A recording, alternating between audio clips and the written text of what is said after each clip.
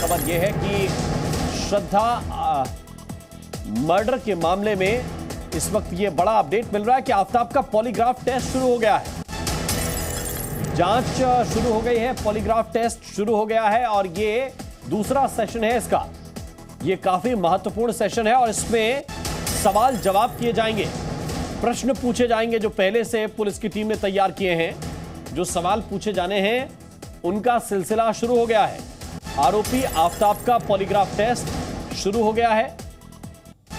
कल polygraph test नहीं हो सका था, तबीयत खराब थी आफताब की, उसे बुखार था और आज उसकी तबीयत ठीक है, जिसके बाद ये देखिए तस्वीर आपको दिखा रहे हैं। आफताब को लेकर दिल्ली पुलिस की टीम एफएसएल रोहिणी में पहुंची है और रोहिणी की एफएसएल की लैब में इस वक्त है, जहां पर जानकारी ये मिल रही है कि पॉलीग्राफ टेस्ट शुरू हो गया है। और पॉलीग्राफ टेस्ट में जो सवाल, ये अपने खेत में 2000 मछलियां पाल के हर 6 महीने में 3 लाख तक कमा रहे हैं। आपको भी ये करना है, इनसे सीखना है तो फ्रीडम ऐप को अभी डाउनलोड कीजिए। आफताब से पूछे जाने हैं वो इस पूरे मामले में जांच प्रक्रिया से ही निकलकर सामने आए हैं, क्योंकि इस मामले में काफी जांच पुलिस की टीम ने की है। आफताब ने शुरुआत में यह कबूल किया था कि उसने श्रद्धा का मर्डर किया, 35 टुकड़े किए, अलग अलग जगहों पर टुकड़ों को फेंक दिया, हथियार किसी अलग जगह पर फेंक दिए और इसके बाद उसे ऐसा लग रहा था कि वो इस मामले में बच जाएगा, उसे पुलिस नहीं पकड़ पाएगी। लेकिन जब पुलिस ने पकड़ा तो फिर उसने अपना गुनाह कबूल भी किया। लेकिन कई ऐसे तथ्य हैं जिनको वो छुपाने की कोशिश कर रहा है। मसलन उसने बताया कि उसने गुस्से में हत्या की है, आवेश में आकर हत्या की है, जबकि पुलिस की जांच में ये एस्टेब्लिश हो रहा है, ये साफ हो रहा है, जो गवाह गवाही दे रहे हैं कि वो पहले भी श्रद्धा को मारता पीटता रहता था, पहले भी श्रद्धा को टुकड़े करने की धमकी देता रहता था और इसलिए जिस दिन मर्डर हुआ उस दिन आफताब ने आरी खरीदी, ब्लेड खरीदी, इसके अलावा एक हथौड़ा खरीदा। ये कई ऐसी चीजें हैं जो ये प्रश्न उठा रही हैं कि क्या ये कांड मर्डर था, पहले से तय कर लिया था कि हत्या करनी है और इसमें आपराधिक साजिश पहले की गई और इसके बाद फिर मर्डर किया गया। कई ऐसी चीजें हैं जिनके राज इस पॉलीग्राफ टेस्ट से खुलेंगे।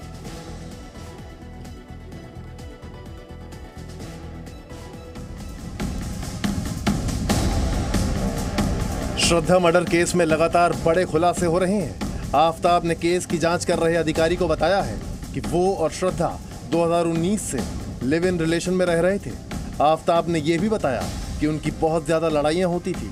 आफताब ने खुलासा किया कि मार्च और अप्रैल के महीने में वो दोनों हिल स्टेशन भी गए थे। इसी के बाद उन्होंने दिल्ली शिफ्ट होने का फैसला किया।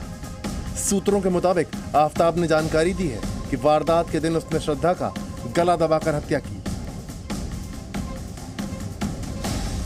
फिर उसने बॉडी पार्ट्स कुछ समय तक डिस्पोज ऑफ किए। जांच रिपोर्ट में आफताब ने कबूल किया कि इसी के बाद पुलिस ने आईपीसी की धारा 302 और 201 के तहत एफआईआर दर्ज की और जांच शुरू की। अब पुलिस की जांच इस दिशा में भी है कि क्या श्रद्धा की हत्या की प्लानिंग आफताब ने पहले ही तो नहीं कर ली थी।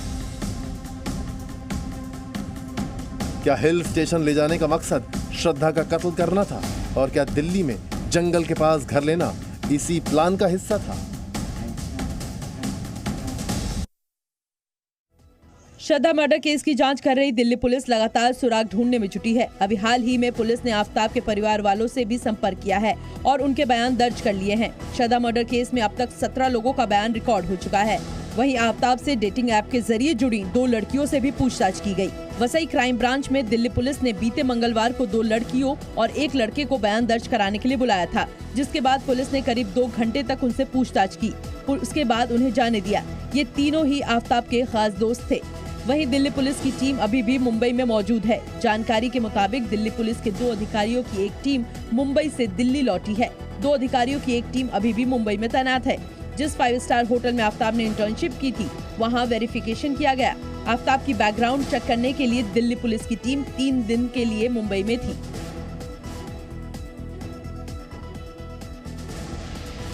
श्रद्धा मर्डर केस में पुलिस जांच पर लगातार सवाल उठ रहे हैं। खासतौर से महाराष्ट्र पुलिस सवालों के घेरे में है।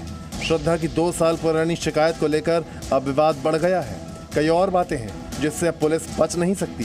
पहला ये कि श्रद्धा के पिता की कंप्लेंट पर 0 FIR क्यों नहीं लिखी गई। दूसरा सवाल ये कि आफताब के बयान के बाद उसे गिरफ्तार क्यों नहीं किया गया। तीसरा सवाल ये कि श्रद्धा की तरफ से की गई शिकायत पर कोई कार्रवाई क्यों नहीं की गई। और चौथा अहम सवाल ये कि श्रद्धा के स्टेटमेंट के बारे में पहले क्यों नहीं बताया गया। पांचवा सवाल, डोमेस्टिक अब्यूज के केस के बारे में जांच जल्दी शुरू क्यों नहीं हुई। महाराष्ट्र पुलिस पर आरोप यह है कि उन्होंने इस केस को लेकर जल्दी से काम शुरू नहीं किया। अगर तुलिंज पुलिस स्टेशन वाले केस में ही कार्रवाई हो जाती तो शायद आज श्रद्धा जिंदा होती। सवाल ये भी है कि मनिकपुर थाने में की गई शिकायत पर ही आफताब को गिरफ्तार कर लिया जाता तो कुछ सबूत बरामद किए जा सकते थे।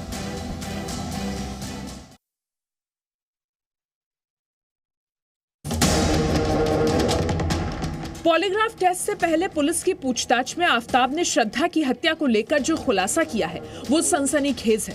पुलिस ने उससे पूछा, तुमने श्रद्धा को क्यों मारा? इस पर उसने बताया कि रोज झगड़े होते थे, उस दिन भी झगड़ा हुआ था। पुलिस ने पूछा कि मारते समय तुम्हें डर नहीं लगा? इस पर आफताब ने जवाब दिया, मैंने गुस्से में मार दिया, फिर मैं शव के पास बैठकर हंस रहा था कि आफत टल गई। पुलिस ने सवाल किया कि तुम्हें फंसने का डर नहीं लगा? इस पर आरोपी ने कहा कि डर था, लेकिन मुझे लगा था कि मैं सबूत मिटाकर बच सकता हूँ। पुलिस ने पूछा कि शव के टुकड़े कैसे किए? आफताब ने जवाब दिया, आरी से। लेकिन पुलिस को अभी तक वो हथियार नहीं मिला है जिससे श्रद्धा के टुकड़े किए गए। पुलिस 5 राज्यों में सर्च ऑपरेशन चला रही है ताकि श्रद्धा की हत्या के सबूत जल्द से जल्द जुटा सके। श्रद्धा के 35 टुकड़े करने के बाद आफताब ने जून महीने में मुंबई में सामान शिफ्ट किया था। सूत्रों के मुताबिक आफताब ने जून में जो 37 सामान शिफ्ट किए थे उसके पीछे आफताब की सोची समझी साजिश थी। आफताब ने पुलिस को बताया कि वो ये दिखाने की कोशिश में लगा था कि श्रद्धा ने उसके साथ ब्रेकअप कर लिया है और उसे छोड़कर कहीं चली गई है। आफताब सभी को ये दिखाना चाहता था कि श्रद्धा अपना सामान अपने साथ ले गई है और उसे अपनी जरूरत का सामान दोबारा वसई मंगाना पड़ा। सूत्रों के मुताबिक मई महीने में श्रद्धा की हत्या करने के बाद आफताब ने जून में और मूवर्स पे ऑनलाइन बुकिंग की और अपना सामान मंगवाया, जिससे वो बता सके कि श्रद्धा के जाने के बाद उसने वसई से अपने जरूरत की सामान मंगवाया। आफताब ने श्रद्धा की फोटो भी जला दी थी। आफताब ने ऐसा इसलिए किया ताकि अगर किसी को शक हो या कोई ऐसी परिस्थिति आए तो उसके पास फुल प्रूफ प्लान रहे और वो श्रद्धा का कत्ल करने के बावजूद अपनी जिंदगी आराम से जी सके।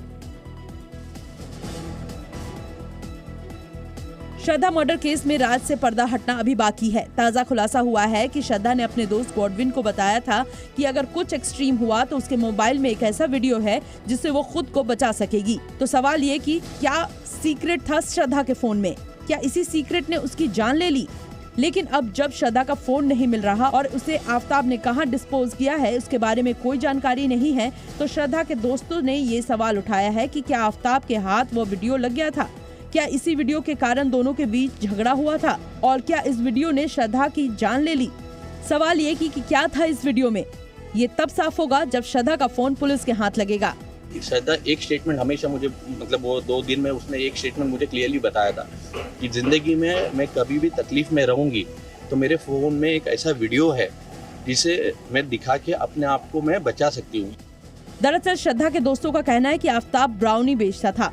ये कोड वर्ड ड्रग्स के लिए यूज किया जाता था और देर रात तक कई लोग ब्राउनी खरीदने आते थे, यानी ड्रग्स का सेवन देर रात तक किया जाता था।